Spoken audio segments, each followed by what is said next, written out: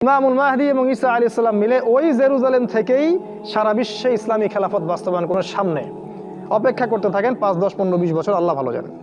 অল্প সময় পরে ইনশাআল্লাহ ইনশাআল্লাহ আমাদের ওইদিকে ভ্রুক্ষেপ নাই। সারা বিশ্বে মুসলিমদেরকে মেরে কুটি কুটি করে ফেলছে একেবারে, রক্ত আর রক্ত সারা বিশ্বে মুসলিমদের। যেদিকে তাকাবেন, হোক সেটা ভারত বা আপনার আফগানিস্তান বা ইরাক বা সিরিয়া বা লিবিয়া, লেবানন, ইভেন আমাদের বাংলাদেশ, যেখানে তাকাবেন মার খাচ্ছে কারা?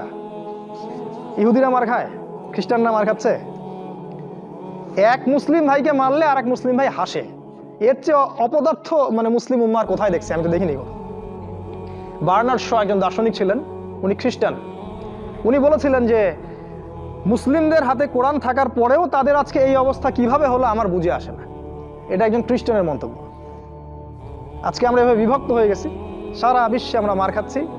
অর্থনৈতিক চাবিকাঠি আমাদের হাতে নাই, ইহুদিদের হাতে। এবং সারা বিশ্বের ব্যাংকিং সিস্টেম সুদ ভিত্তিক। আপনি মনে করছেন আপনি খুব পরোজগার, আপনি হয় সুদ খান, না হলে সুদ দেন, না হলে সাক্ষী থাকেন, না হলে লিখে রাখেন। কোনো না কোনো কাজ আপনি অবশ্যই করেন। আমরা কেউই সুদের ছুটাফেটা থেকে মুক্ত নই। অথচ নবী সাল্লাল্লাহু আলাইহি ওয়াসাল্লাম কতদিন আগে বলেছিলেন, যে ব্যক্তি সুদ খায় সে যেন তার মায়ের সাথে জেনা করে। জেনা বোঝেন তো? মাকে ধর্ষণ করা। প্রত্যেক সুদখোরের পাপ 73টা পাপের সবচেয়ে নিচের পাপ। সে তার মাকে ধর্ষণ করছে, প্রতিদিন ধর্ষণ করছে, প্রতি বেলায় সে মাকে ধর্ষণ করছে, 3 বেলায় সে সুদের ভাত খাচ্ছে। কারো কোনো ভ্রুক্ষেপ নাই। ইসলামিক জাকাত কেন্দ্রিক ব্যবসা ভিত্তিক অর্থনৈতিক সিস্টেম কি আমরা চালু করতে পেরেছি? আমরা যে এত বড় বড় ইসলামিক দল আছি আমাদের দেশে, আমরা কি করতে পেরেছি এই পর্যন্ত? সুদ।